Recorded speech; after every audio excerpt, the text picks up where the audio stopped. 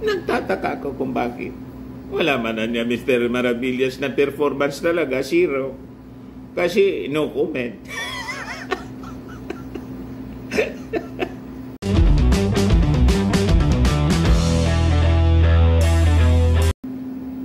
Nakita mo na niya Mr. Maravillas yung latest result ng Boses ng Bayan RPMD survey, yung pinakang comprehensive survey sa performance ng mga government officials. Apa, nakita ko na po. Yan po. Mga kababayan, most effective cabinet officials of Marcos administration based on RP Mission and Development Foundation Incorporated RPMD survey. Wala po sa top 5 si Inday.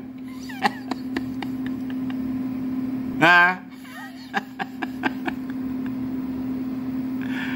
Diyan niyo Mr. Maravillas, pumasok man lang si Inday kahit sa top 10. Wala din sa top 10 po. Tinignan ko.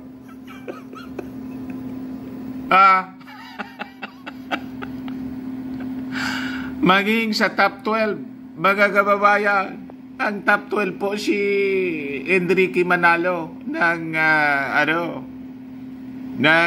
DFA.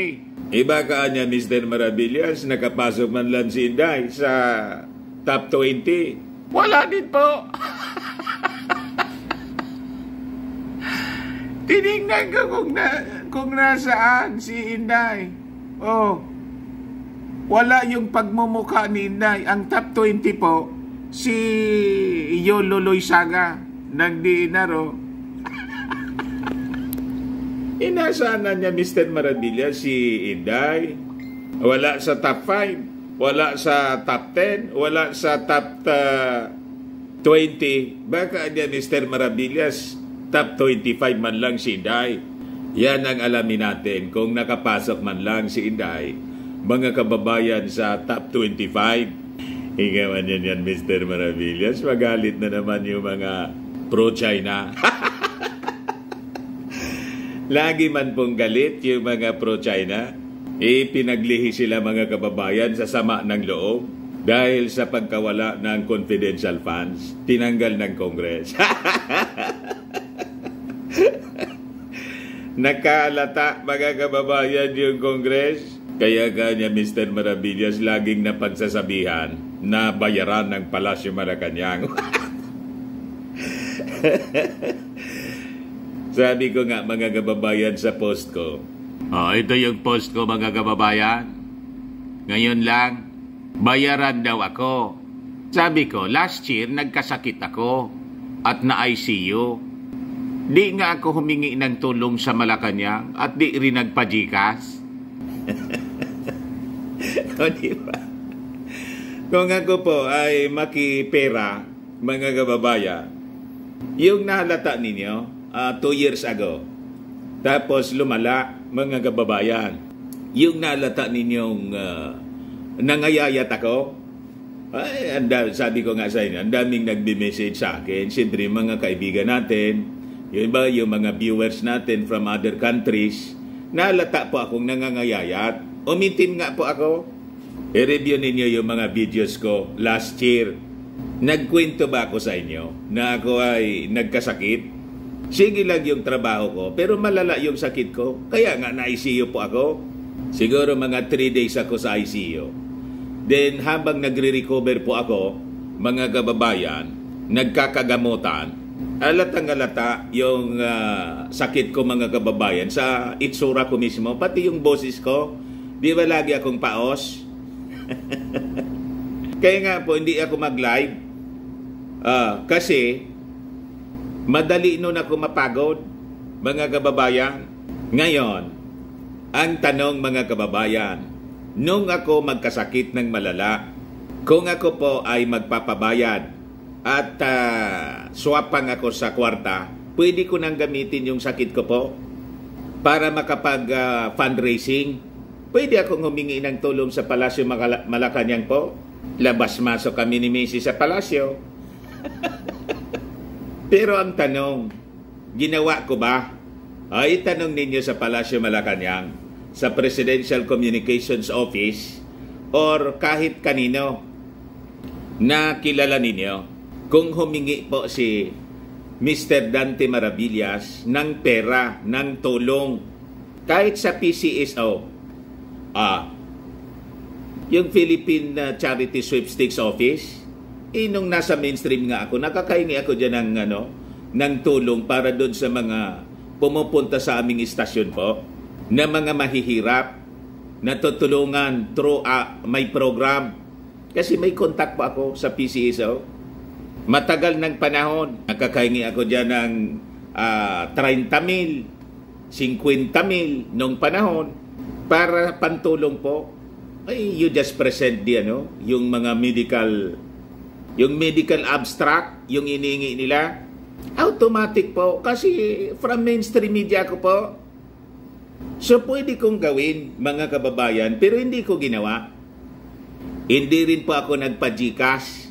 Hindi ko pinaalam po sa inyo na mga viewers ko. Pwede ba ako mag-fundraising? Gamitin, mga kababayan, yung aking sakit para magkakwarta. I can raise, millions. Hindi nga ako nag-fundraising, mga kababayan, noon. Naalala ninyo, yung may nangyaring flooding dito because na tinamaan kami ng bagyo.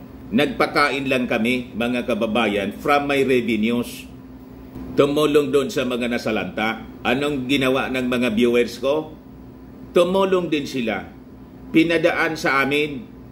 And I raised more than 700,000 pesos para pantulong po sa mga nasalanta. Hindi man po ako nag-fundraising. So kayang-kaya ko po na mag-raise ng pondo na pang sarili ko kung gagawin ko po. May hiya po ako. Hindi man po makapal ang aking pagbumuka. Ang alam ko lang po, confirm, pangit lang po ako.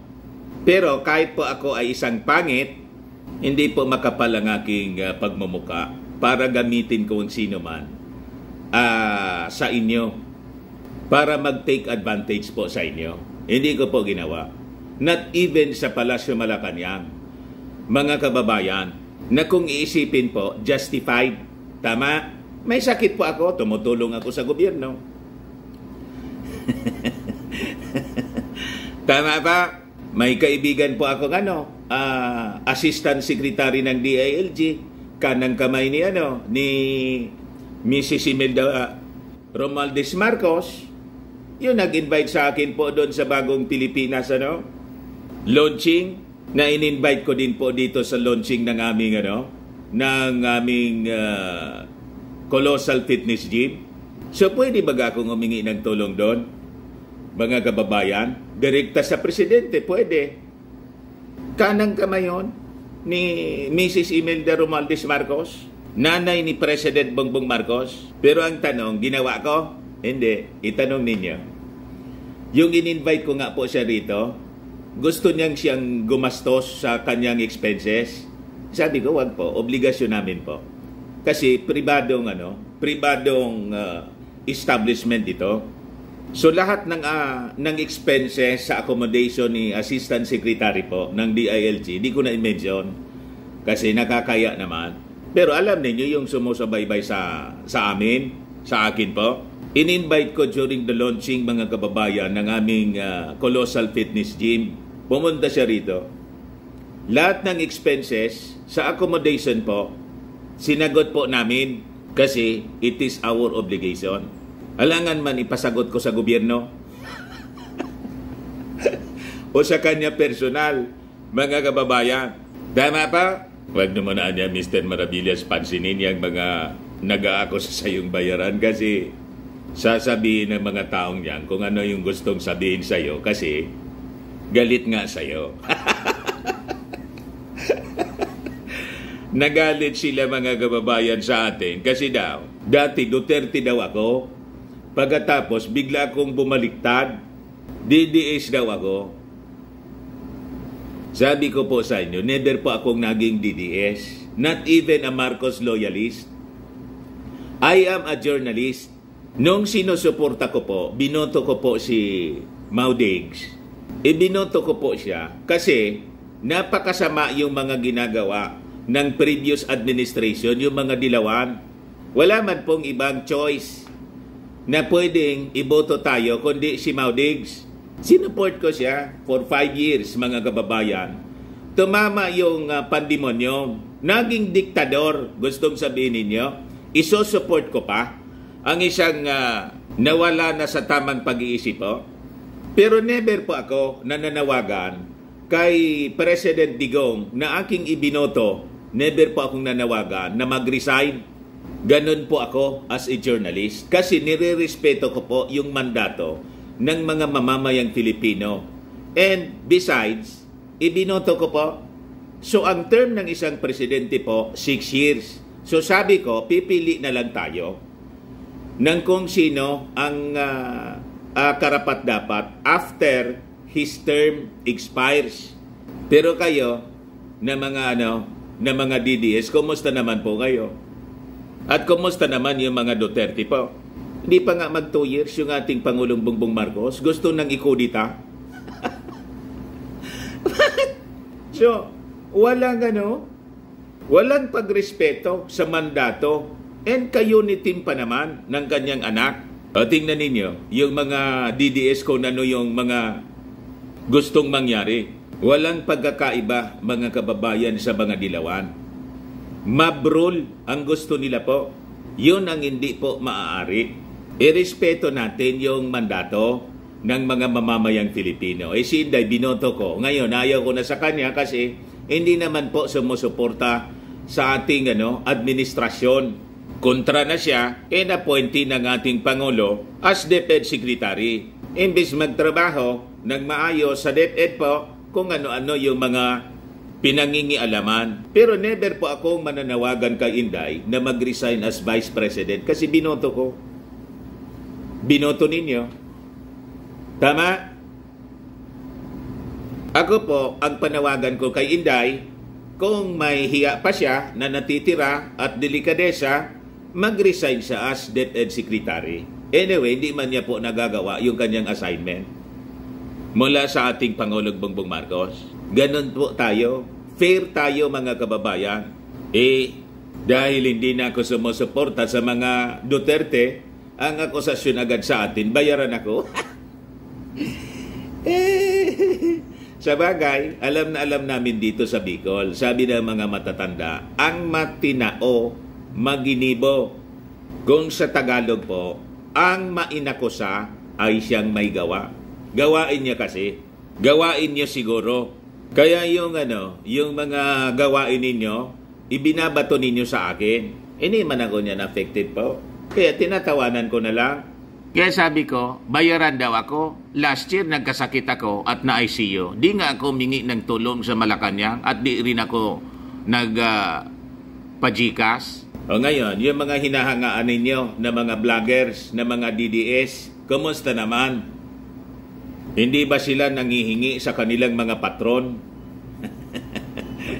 Hindi ba sila nagpapabayad sa kanilang mga patron? Wala ba silang mga sponsors na mga politiko? Hindi ba sila nagpapajikas ng nagpapajikas? Tingnan ninyo po. Kung hindi jikas, pakape. Sila yung hingi ng hingi. But anyway, yan po man lang ang gusto kong ipaliwanag sa inyo. Kasi baka maniwala kayo dito sa mga bashers ko. Pero hindi man po ako affected. Sanay na ako na inaakusa ng inaakusa. At sa Bible po, normal siya po, mga kababayan. And this end times, perilous time shall come. Ang kasama doon, mga kababayan, yung mga false accusers. Ang dali-dali ng mga tao ngayon, mag-akusa ng mag-akusa. Di ba? Tingnan ninyo yung ginagawa sa ating Pangulong Bongbong Marcos. Inaakusa ng inaakusa kung ano-anong akusasyon. Pero hindi na pinapansin ng ating Pangulong Bongbong Marcos. Pero Mr. Maravillas, ang gusto naming malaman kung bakit ba wala si Inday doon sa may best performance government officials, best performing government officials based sa survey ng RTMD. Mamaya, mga kababayan, ibigay ko sa inyo ang full story. Click subscribe mo na dito sa ating YouTube channel and hit the notification bell para lagi po kayong updated sa mga kaganapan dito sa ating bansa. Like and share na rin po ninyo ng ating video. At huwag na rin po ninyo na skip yung ating mga commercial ads para tuloy-tuloy lang ang pag-unlad ng Bagong Pilipinas. Sa mga naganap ng malinis and spacious fitness gym, bumisita lang po kayo sa aming Colossal Fitness Gym. We also offer Grab Car Rental with our brand new 2023 model ng Toyota Innova. We also accept booking for those who are planning to travel via PAL, Cebu Pacific, and other airline companies. And bills payment for Meralco Bills, PLDT, etc. Ang Colossal Fitness Gym is located at 3rd floor Security Bank Building, Landco Business Park, Legazpi City, Albay. For inquiries, look for Chilon Maravillas. Contact number 0966-802-0949. Yan po yung aming Innova. Ito yung sinasabi ko na in-invite ko na Assistant Secretary ng DILG, si Asek Bet De Leon. Ayan. Yan po. Ito yung Vice Governor ng Albay. Ito Regional Director ng NEDA. Ayan. So, kaibigan namin po, kanang kamay siya ni Mrs. Imelda Romualdez Marcos, anak siya ng General De Leon. Pwede akong humingi ng tulong sa kanya. Best friend ko po. Pero hindi ako humingi ng tulong ni pinarating sa kanya na may sakit ako. At nang pumunta siya rito, mga kababayan, kasi in-invite ko po siya, hindi ko siya pinagastos. Gusto niyang magasto ng sarili niya. Pero sinabi ko, ma'am, ako yung may obligasyon kasi invited kita rito. Lahat ng expenses mo, sagot namin. Hotel, accommodation, yung sa aeroplano. Lahat po. Kasi ganun dapat, pag ikaw yung nag-invite, ba't bibigyan ko siya ng obligasyon na gumastos para sa akin, para sa aming negosyo? Pribado yun eh. Siguro kung ako po, government official, kapitan ako sa barangay or mayor ako dito, in-invite ko siya, pwede niyang i-charge yun sa government fund. Kasi official function. Yan, private activity po namin. Ganun po ako.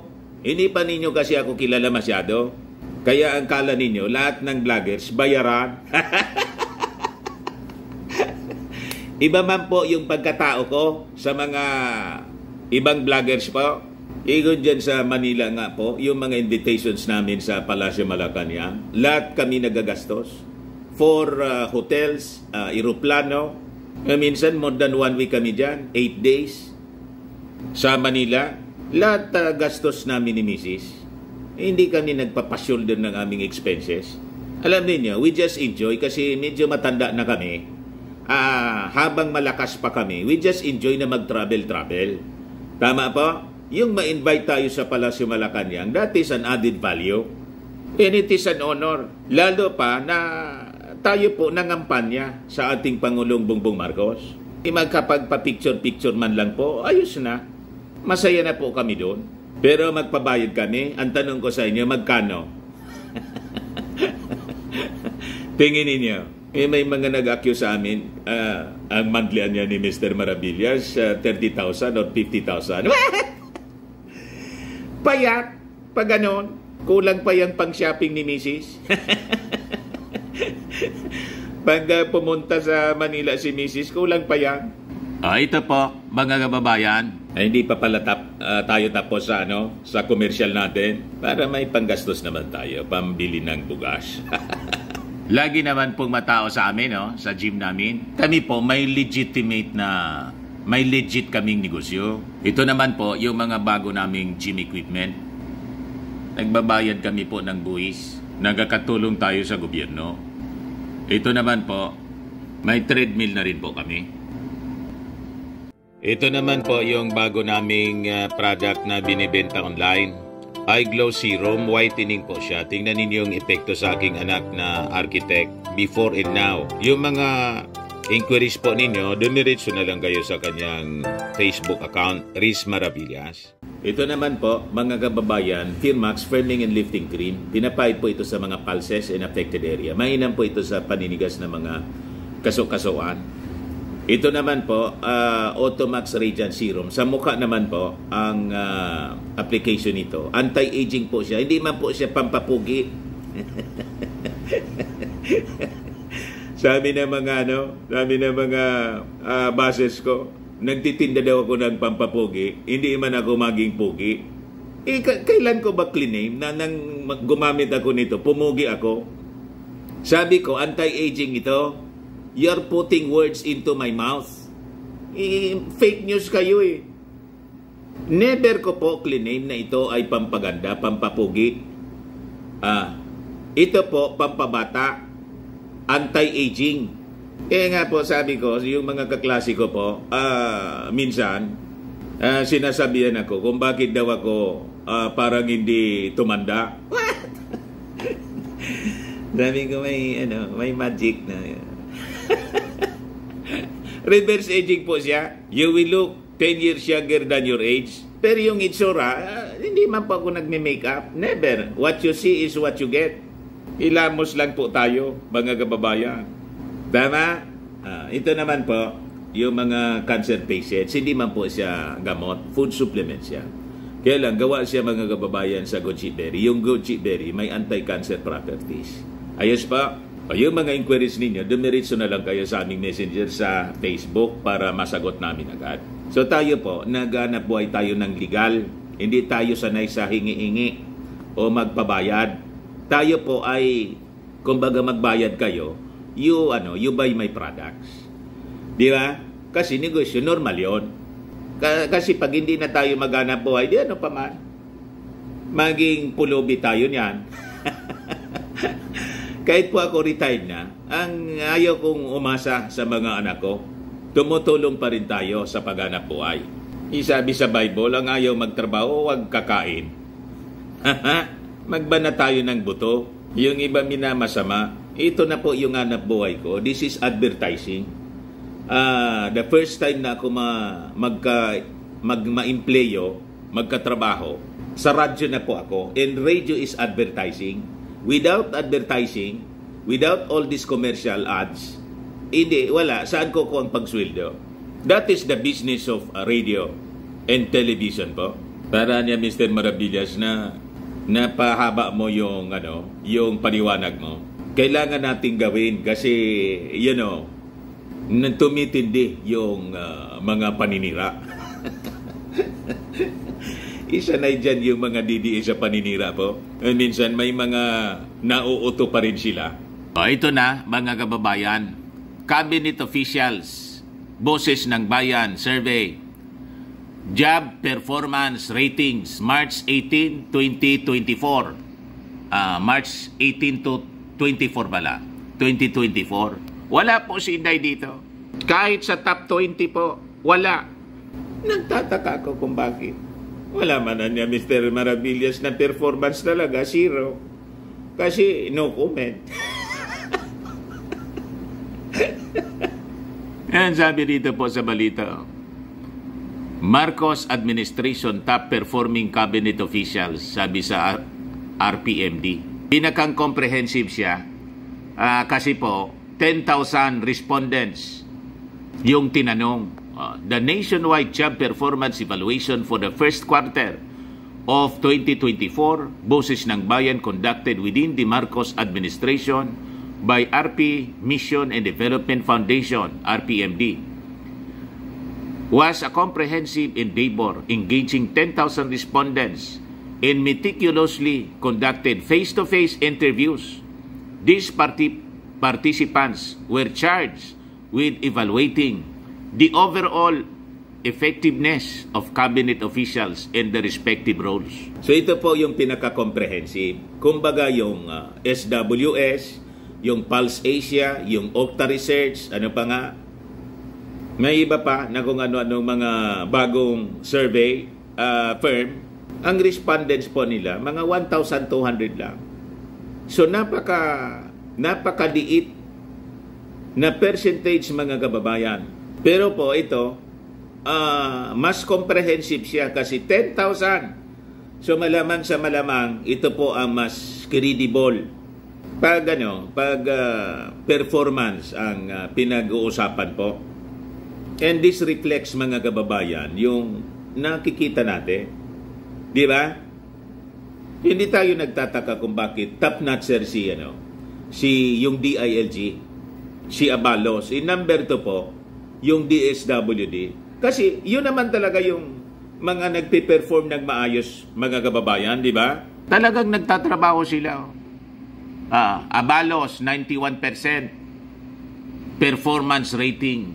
Ang trust rating niya, 93%. Si Rex Gatchalian, 89%. Ang performance rating. Trust rating siya, 91%. Question pa nga, mga kababayan, doon sa Senado, ni Senator Bongo. Pinagdududahan, mga kababayan, na ginagamit ni Gatchalian yung DSWD sa politika. Sinapalpal po ni Rex Gatchalian. Ngayon po, totoo ba ito na bawal po pabanggitin ang aking pangalan? Bakit bawal ako pumunta? Pera niyo ba yan? Pera ng taong bayan yan. Yan o. Sabi ni Bongo, nagiging selective kayo, Secretary. One more question. Hindi ba ito nagagamit sa politika ninyo? One question for the record. Are you running for Senator, Secretary Rex? Huwag ninyong gamitin itong opisina ninyo sa politika kung may plano kayo sa politika. Kita ninyo, mga kababayan? Kasi daw, ayaw ipabanggit yung kanyang pangalan. Ngayon, sinupalpal ni Gatchalian, mga kababayan, si Senator Bongo. Sabi ni Secretary Gatchalian, Senator, I'm not running for the Senate. In fact, I even wrote all the public polling firms to remove me from the list. Categorically, I'm not using the office for my politics, and I categorically state that I'm not running for any position this coming election. Basag na basag, mga kababayan, si Bongo. Bongo. So, sorry, naging naging bugok ay bongo. Bongo pala. So sabi rito, mga kababayan, the assessment highlighted commendable performances by several cabinet members, notably Secretary Benjamin Benhur Abalos Jr. of the Department of Interior and Local Government, who emerged as the top performer. Secretary Abalos responsible for initiatives to maintain peace, ensure public safety, and enhance local governance, earned an impressive 91% job performance rating alongside a robust 93% trust rating. Di ba, mga kababayan? Totoo naman po, nakikita natin kung paano magtrabaho po si DLG Secretary Abalos. Si Inday, nasa rally palagi. Wala po rito si Inday. Wala sa top 5, wala sa top 10, wala sa top 20. Baka niya top 25, Mr. Maravillas. Tingnan natin kung nandito. Following closely behind was Secretary Rex Gatchalian. The Department of Social Welfare and Development entrusted with strategies for social protection and poverty alleviation among marginalized groups. Secretary Gatchalian garnered an 89% job approval rating, complemented by a solid 91% trust rating. Pag tinignan mo po ang description ng bakit niya nakuha yung ganong kataas na ratings po, number 2 siya sa job performance, makikita naman po, visible siya lagi sa pagtulong, distribution ng mga tulong. Yun man talaga yung trabaho ng DSWD. Si Inday, kumusta naman sa DepEd pa? Ano na yung na-achieve ni Inday sa DepEd? Lahat siya turo sa undersecretary niya, assistant secretary. Ni yung magpaliwanag tungkol sa matatag curriculum. Hindi magawa ni Inday. Securing the third position was Secretary Frasco Garcia ng DOT, who demonstrated unwavering dedication to advancing tourism for economic prosperity and societal well-being through collaboration with stakeholders from the public and private sector. Secretary Frasco Garcia achieved an 87% job satisfaction rating alongside and 89% trust rating. Naka-recover na po yung DOT, di ba? Napaya yung DOT dahil doon sa yung pinagawang advertisement na Love the Philippines. Fiasco. Dumami mga kababayan. 2 million na yata yung tourist arrivals as of April. So very effective mga kababayan yung trabaho, yung pamamahala sa DOT ni Frasco. Sunod, yung DOJ Secretary si Remulla, who is responsible for upholding the rule of law, completed the roster of distinguished performers. Secretary Remulla earned 83% job satisfaction ratings and 85 trust rating. Sumunod na po, number 6 si Ricto, number 7 si Gibo, number 8 si Garafil ng PCO, number 8 pa rin, patas pala DOH, number 9 si Uy ng DICT. Tapos number 10 sina bunuan ng DPWH at Sulidom ng DOST. 11 si Medardo Guevara, OSG. Number 12 si Pascual ng DTI. Number 12 si Manalo ng DFA.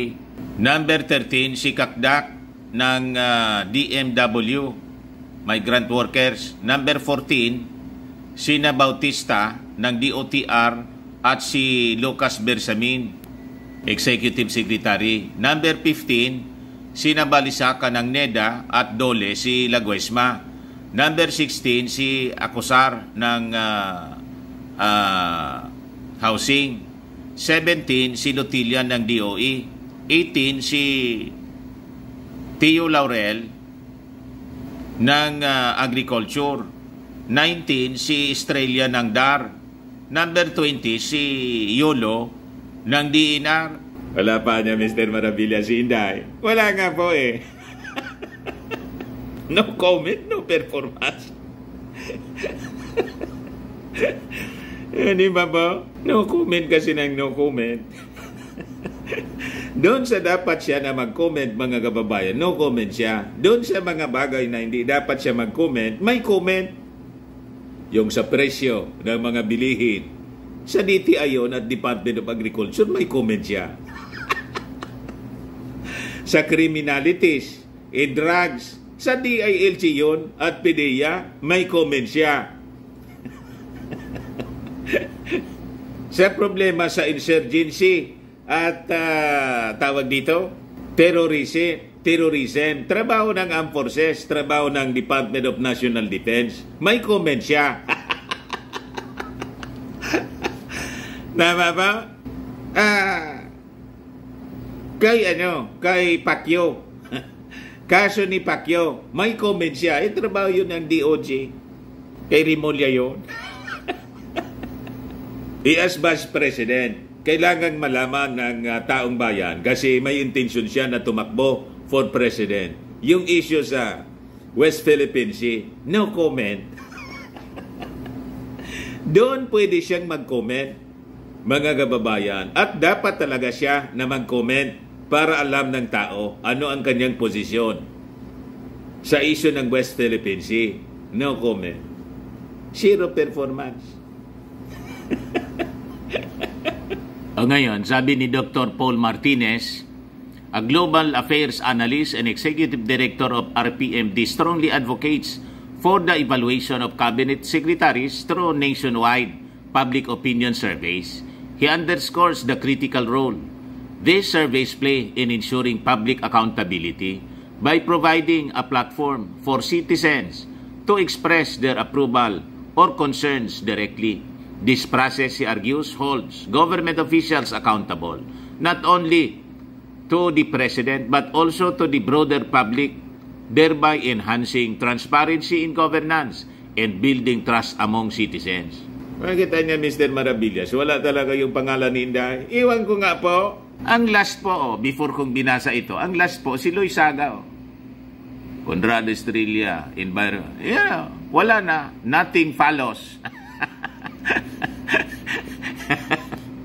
Hanggang 20, baka dito sa unahan, nandun ang Tingnan na, ubusin natin mga kababayan para makita natin kung nabanggit ba o baka nasa dulo. Tulad ng performance mga kababayan ng ating mga mag-aaral sa DepEd, nasa dulo. Nasa last. Yung sa PISA.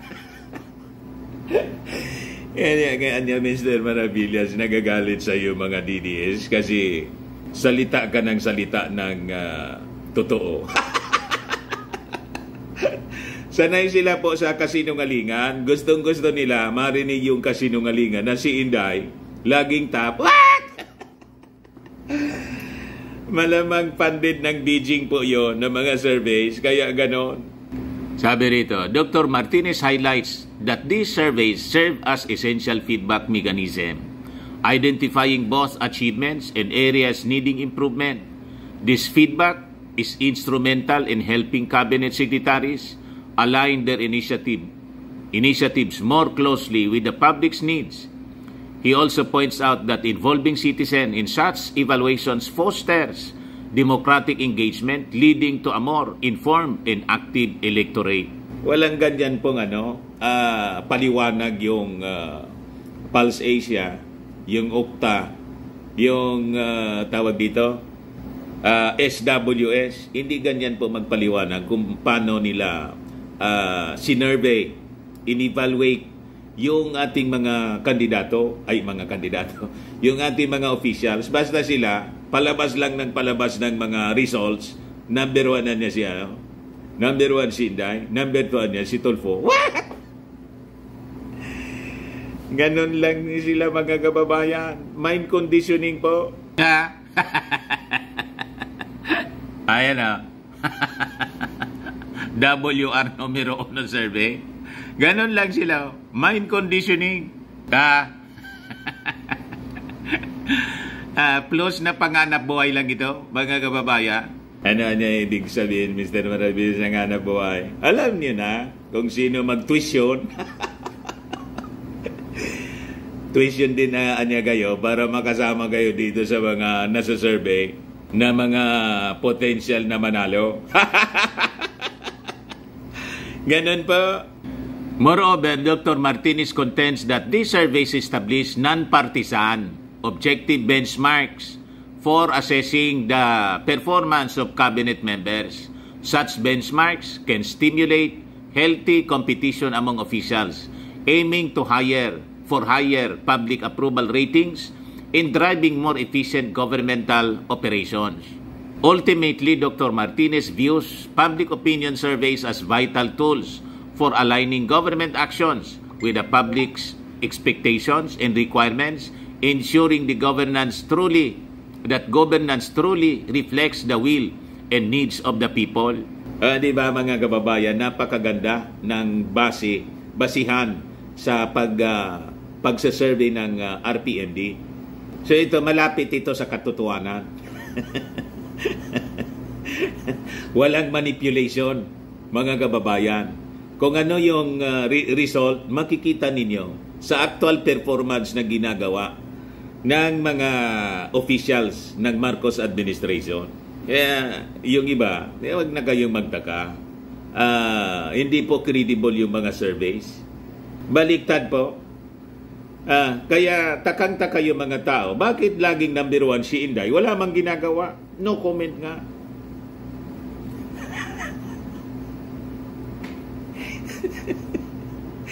Basta lang siya ginusto ng mga mamamayang Pilipino na susunod na Pangulo na wala man pong ginagawang maayos sa kanyang departamento, nag-iisang departamento.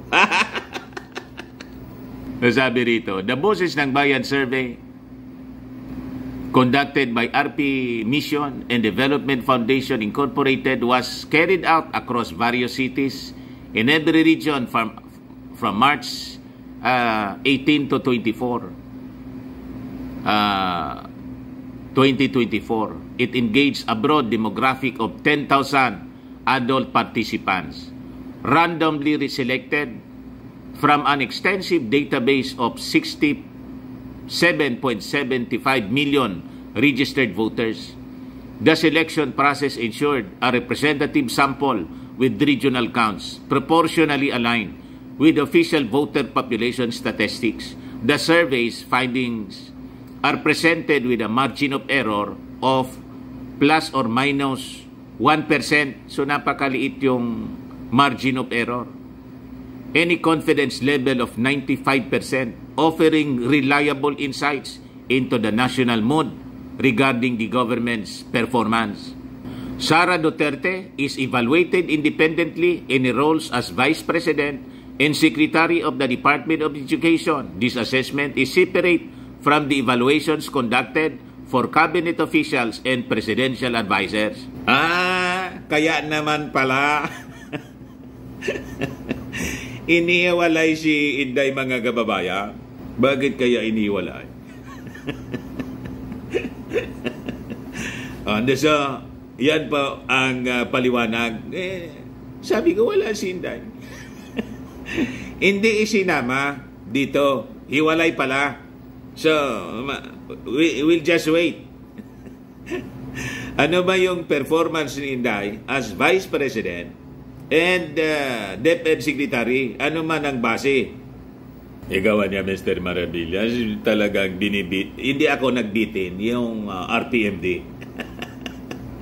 Journalist po ako eh. Binabasa ko lang sa inyo at ina-analyze ko lang, mga kababayan, based sa data na nakukuha natin. So we will wait kung ano ba ang performance ni Inday. Mayroon din siguro.